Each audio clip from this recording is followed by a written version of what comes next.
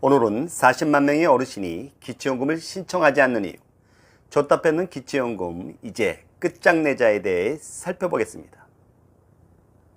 2017년 9월 27일에 열린 국회 토론회에서 빈곤 노인에게 줬다 뺏는 기초연금 어떻게 해결할까란 발표문을 토대로 오건호 내가 만드는 복지국가 공동위원장께서 프레시안에 기고한 글을 참고해서 정리해봤습니다. 가장 가난한 노인에 대한 역진적 소득 격차, 더 이상 방치할 수 없습니다. 기초생활수급 노인들이 기초연금을 받을 경우 생계급여에서 기초연금액만큼 다시 삭감되고 있죠. 따라서 기초생활수급 노인의 가처분 소득은 그대로인 반면 일반 노인들은 기초연금액만큼 가처분 소득이 증가합니다. 결국 기초연금이 인상될 때마다 기초생활수급 노인들과 일반 노인들 간의 역진적 소득 격차는 점점 심화되겠죠. 그럼 줬다 뺏는 기초연금이란 무엇일까요? 기초생활수급 노인들은 매달 25일 기초연금을 받으면 다음 달 20일 기초생활보장 생계급여에서 기초연금액만큼 다시 삭감됩니다.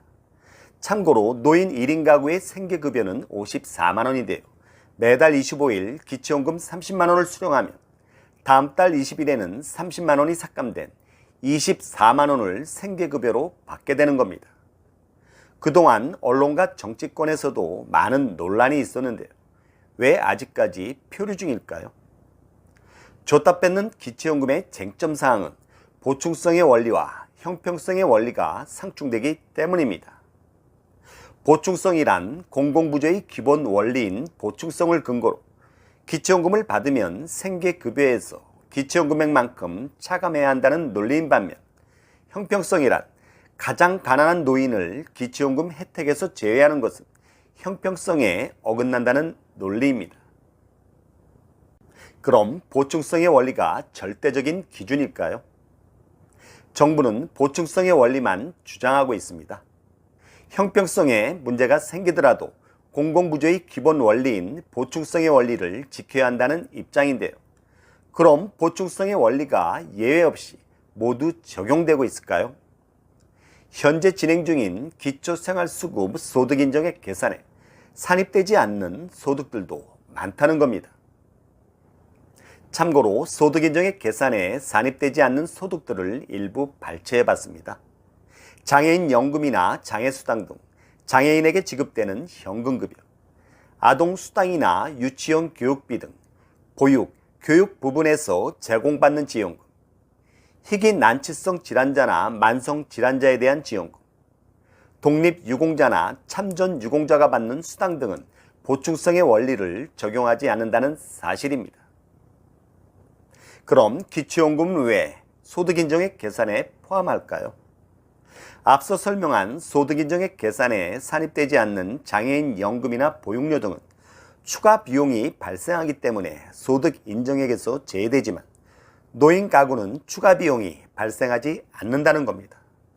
노인 가구의 특징은 1인 가구가 75%, 2인 가구까지 합치면 97%인데요.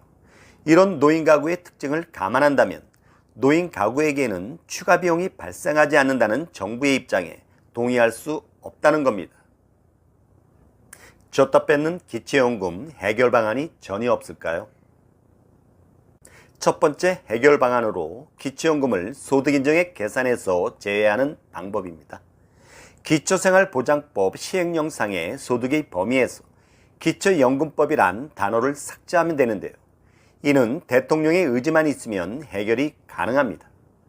결국 빈곤 노인에 대한 생활지원과 기초연금으로 인한 형평성 문제를 해결할 수 있는 방안이 되겠죠. 두 번째 해결 방안으로 노인 가구에 대한 생계급여를 인상하는 방법입니다.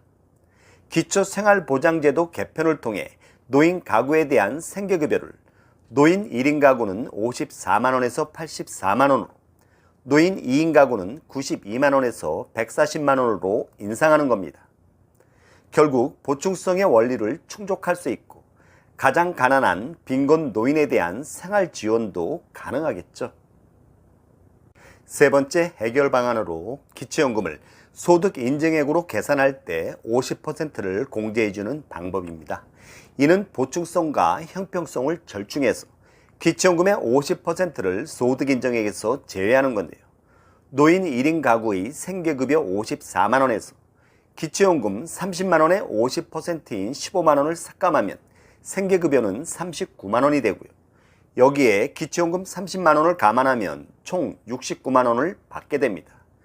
결국 보충성과 형평성을 절충하면서 재정 부담도 완화할 수 있고 빈곤 노인에 대한 생활 지원도 가능하겠죠. 참고로 월 10만원씩 추가로 지급하는 부가급여 방안입니다.